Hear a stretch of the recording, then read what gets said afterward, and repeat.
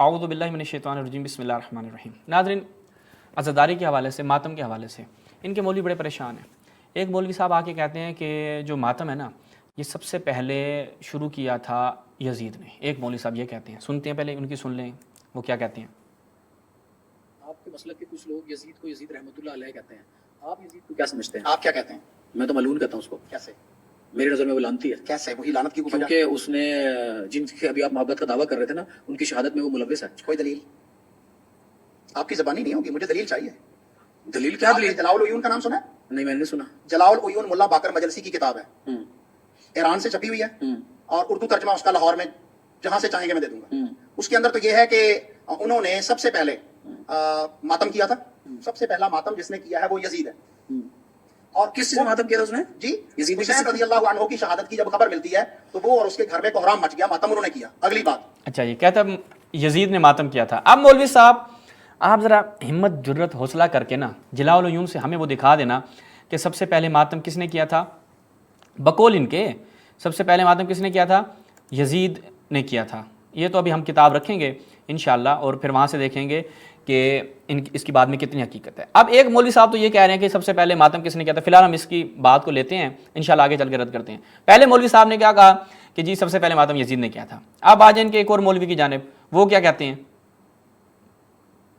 60 سال بعد واقعہ خاصا پیش آئے، اس پر میں تفصیلی گفتگو نہیں کر سکتا، وہ شاہ صاحب تشریف لائیں گے انشاءاللہ، وہ اس پر سیاح سے تبصرہ فرمائیں گے۔ تمام شیعہ سنی مورخین، تمام شیعہ سنی مورخین اس بات پر متفق ہیں کہ محرم کی 10ویں کو یہ جو کچھ آج ہو رہا ہے، یہ واقعہ کربلا کے پورے 300 سال بعد شروع ہوا۔ ایک تو خود واقعہ کربلا رسول اللہ صلی اللہ علیہ وسلم سے 60 برس بعد یا 58 برس بعد تقریباً واقعہ خود رسول اللہ کے بعد ہو رہا، پھر اس واقعے کے ٹھیک 300 سال بعد ایک ایرانی نسل شیعہ معز الدولہ دہلوی بویہ خاندان کا اپنی چالاکی، عیاری، مکاری، تقیہ، اس کی بنیاد پر وہ مسلمانوں کی حکومت میں گھسا، وزیر بنا۔ اس نے بغداد کے اندر سب سے پہلے جلال الدین سیوطی رحمۃ اللہ علیہ اور غالباً البدایہ والنہایہ والے بزرگوں نے 351 ہجری لکھا ہے، باقی تمام بزرگوں نے 352 ہجری میں۔ معز الدولہ دہلوی رافضی شیعہ نے، ایرانی تھا، اس نے سب سے پہلے 10ویں محرم کو حکم جاری کیا کہ بازار بند کر دیے جائیں، نان بائی پکانا بند کر دیں۔ حکمن کہا کہ عورتیں اپنے سروں کو کھول کر، بالوں کو بکھرا کر، سیاہ لباس پہن کر، سروں میں خاک ڈالتی ہوئی، منہ پر تھپڑ مارتی ہوئی، اپنے کپڑے چاک کرتی ہوئی بازار میں نکلے۔ یہ حکمن اس نے کرایا۔ نمبر 2، سب سے پہلے قبہ گنبد نما۔ اچھا جی، اب یہ کہہ رہے ہیں عزاداری کی تاریخ کہاں پہنچتی ہے۔ یہ معز الدولہ صاحب نے کہا بازار بند کرو اور سارے عزاداری کرنے آ گئے، اور عزاداری کی تاریخ پہنچتی ہے وہاں۔ ٹھیک ہو گیا جی، اب تیسرے کی طرف چلتے ہیں۔ اچھا جی، تاکہ پتہ چلے کہ سب سے پہلے ماتم کس نے کیا تھا۔ لیکن ان کے ہاں ایک اور مؤلف جاگے، انہوں نے کہا کہ میں اب آپ کو بتاتا ہوں کہ سب سے پہلے ماتم کس نے کیا تھا۔ وہ کہتے ہیں سب سے پہلے ماتم کیا تھا مختار ثقفی نے۔ ٹھیک ہے، مختار ثقفی نے سب سے پہلے کیا تھا، ماتم کیا تھا۔ اگر یہ میں ایک ذرا حوالہ، اب ایک اور ان کے مؤلف صاحب جاگے، عبدالعزیز دہلوی صاحب، وہ کیا کہتے ہیں تحفہ اثنا عشریہ میں، وہ کہتے ہیں سب سے پہلے ماتم کس نے کیا تھا۔ یہ دیکھیں یہاں پہ یہ کیا بیان کرتے ہیں کہ مختار کے متعلق بیان کر رہے ہیں کہ اول وہ شخص جس نے اسلام میں رسم ماتم عاشورہ اور رونے پیٹنے کی نکالی یہی مختار ہے۔ وہ کہہ رہا ہے یزید ہے، دوسرا کہہ رہا ہے معز الدولہ ہے جس نے عزاداری اور ماتمداری اور جناب بازاروں کو بند کر کے یہ سارا جو آج کل ہو رہا ہے اس کو معز الدولہ نے شروع کروایا۔ عبدالعزیز دہلوی کی آنکھ کھلتی ہے، وہ کہتے ہیں نہیں بھائی یہ سب مختار نے کروایا تھا۔ اب یہ فیصلہ ان لوگوں نے کرنا ہے کہ بھائی تم لوگوں میں سے سچا کون ہے، یہ بتا دو کہ سب سے پہلے ماتم کیا کس نے تھا، تاکہ ہمیں پتہ چل جائے کہ تم جتنے بھی لوگ بیان کر رہے ہو ان میں سے سچا کون ہے۔ اب آ جائیں دیکھتے ہیں کہ حقیقت کیا ہے۔ کہ کیا یزید سب سے پہلا، اب اس مولوی صاحب کا جواب آ جائے کہ یزید وہ پہلا بندہ تھا جس نے امام حسین علیہ السلام پہ ماتم کیا. نہیں، اس کی حقیقت پہلے ان کی کتابوں سے دکھاتے ہیں، پھر جلاء العیون سے. شہید کربلا مفتی محمد شفیع، یزید کے گھر میں ماتم. اب یہ مثال کے طور پر میں اگر کسی بندے کے گھر میں ماتم کر رہا ہوں، ٹھیک ہے، یا کوئی کام کر رہا ہوں، تو اس کا مطلب یہ ہوگا کہ اس بندے کو بھی میں شامل کروں گا، یہ اس بندے پر بھی اطلاق ہوگا اس بندے نے یہ کام کیا. یزید کے گھر ماتم، جب یزید کی بیوی ہند بنت عبداللہ نے یہ خبر سنی کہ حضرت حسین قتل کر دیے گئے ہیں، ان کا سر لایا گیا، تو کپڑا اوڑھ کر باہر نکل آئی اور کہنے لگی امیر المومنین کیا ابن بنت رسول اللہ کے ساتھ یہ معاملہ کیا گیا؟ اس نے کہا ہاں، خدا ابن زیاد کو ہلاک کر اس نے جلدی کی اور قتل کر ڈالا. ہند یہ سن کر رو پڑی. یزید نے کہا حسین نے یہ کہا تھا کہ میرا باپ یزید کے باپ سے اور میری ماں یزید کی ماں سے اور میرے دادا رسول اللہ یزید کے دادا سے بہتر ہیں. ان میں پہلی بات کہ میرا باپ بہتر ہے یا ان کا فیصلہ تو اللہ کرے گا، وہ دونوں وہاں پہنچ چکے، اللہ ہی جانتے ہیں آپ کس. دوسری بات یہ کہ ان کی ماں میری ماں سے بہتر ہے، تو میں قسم کھاتا ہوں بے شک صحیح ہے.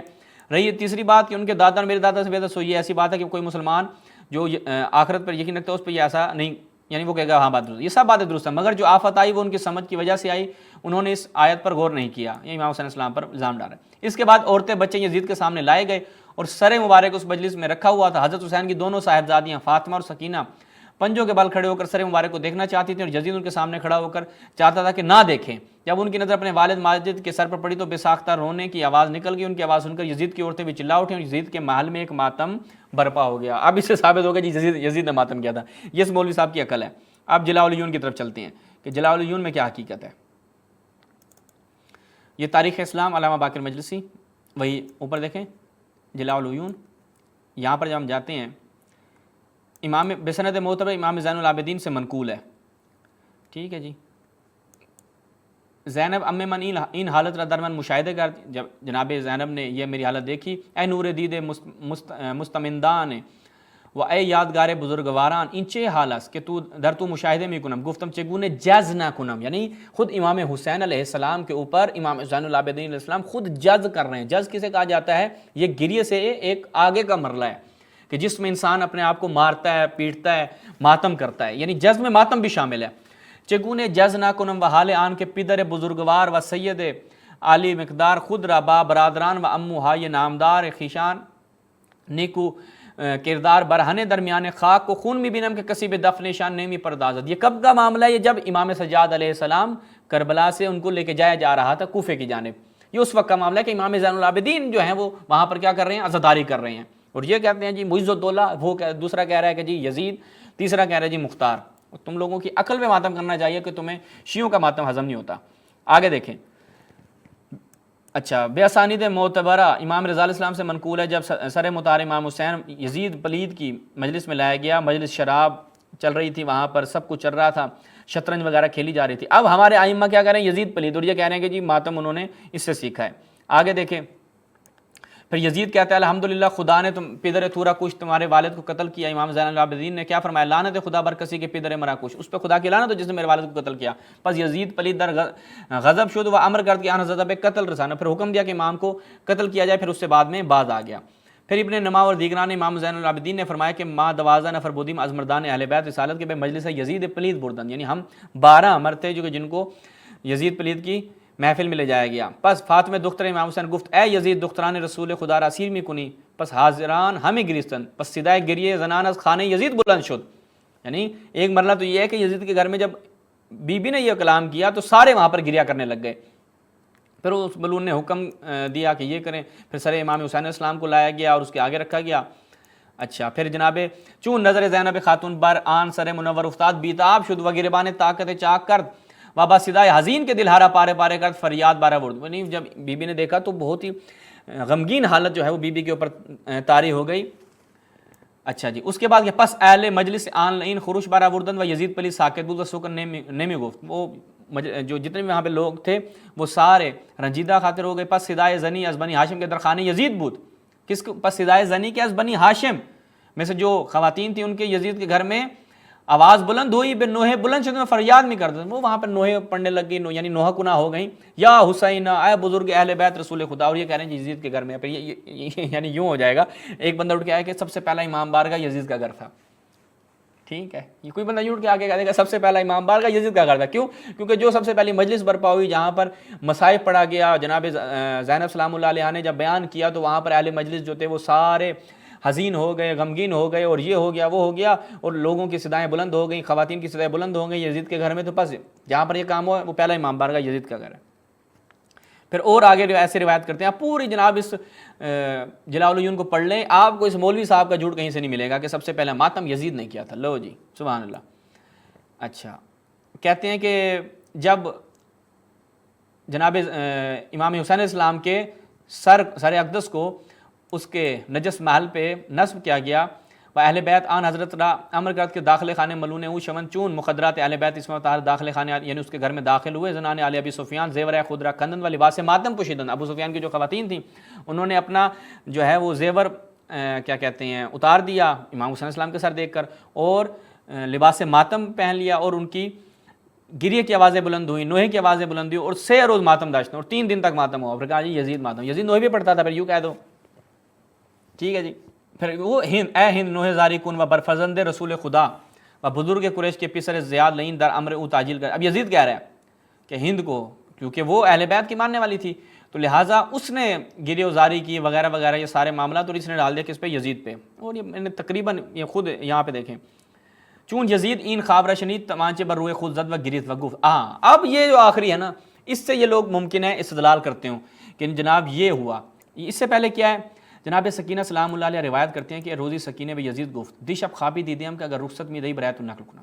جناب سکینہ نے خواب دیکھا اور یزید سے کہا کہ اگر تو کہے تو میں تیرے لیے وہ خواب بیان کرتی ہوں۔ تو اب وہ پورا خواب ہے، اب اس پورے خواب میں جب وہ مکمل بیان کر لیتی ہیں تو جب یزید اس خواب کو سنتا ہے تو اپنے چہرے پر تماچے مارتا ہے اور گریا کرتا ہے کہ مرا۔ پھر وہاں پر کیا مجھے حسین کے قتل سے کیا۔ ایک اور روایت میں ہے کہ اتنائی بیان خواب نہ کر دے و برخاست، یعنی 2 روایتیں وہاں پر بیان ہوئی ہیں۔ ایک یہ کہ جب اس نے جناب سکینہ کا وہ مکمل خواب سنا کہ بروز محشر جناب زہرا سلام اللہ علیہ آئیں گی، اور کیا کہتے ہیں امام حسین علیہ السلام کی خون آلودہ لباس ان کے پاس ہوگا، اور انصاف کا تقاضا کریں گی، یہ سارا مکمل خواب جب سنایا تو یزید نے کہا کہ یہ کیا بات ہوئی۔ پھر یزید اپنے چہرے پر تماچے مارنے لگے، اور اس سے یہ کہتے ہیں یزید نے سب سے پہلا ماتم کیا تھا۔ اور ایک روایت کہتے ہیں کہ یزید نے اس خواب کی پرواہ نہیں کی اور وہاں سے اٹھ کے چلا گیا، یعنی 2 طرح کی روایتیں ہیں۔ تو بس کہیں پر بھی یہ چیز ثابت نہیں ہوتی۔ دوسری بات ہے کہ اہل بیت کی ہم متواتر روایات موجود ہیں کہ اہل بیت نے عزاداری کی، اہل بیت نے ماتم کیا، سینہ زنی کی، اہل بیت کی خواتین نے سیاہ لباس پہنا، امام سجاد علیہ السلام ان کے لیے طعام بنایا کرتے تھے۔ یہ ساری چیزیں مکتب اہل بیت سے ثابت ہے، تو ہمیں ضرورت نہیں ہے کہ ہم کسی اور طرف جائیں یا دوسروں کی کتابوں سے آ کر ثابت کریں کہ کس کس نے ماتم کیا۔ اہل بیت سے ماتم، عزاداری، سینہ زنی سب کچھ ثابت ہے۔ بس ان کے جھوٹ جو ہیں وہ آپ کے سامنے رکھنے تھے کہ ایک کہہ رہا مختار، ایک کہہ رہا یزید، دوسرا کہہ رہا معز الدولہ۔ ان لوگوں کا اپنے ہی مذہب میں اس قدر اضطراب پایا جاتا ہے کہ تشیع پر الزام لگانے کے لیے جب بھی کوئی کہیں سے اٹھتا ہے، کوئی نہ کوئی آ کر بات کر دیتا ہے کہ جی یہ ہوا تھا وہ ہوا تھا۔ تو ساری حقیقت آپ کے سامنے رکھی، اسی کے ساتھ اجازت چاہتے ہیں۔ السلام علیکم ورحمۃ اللہ۔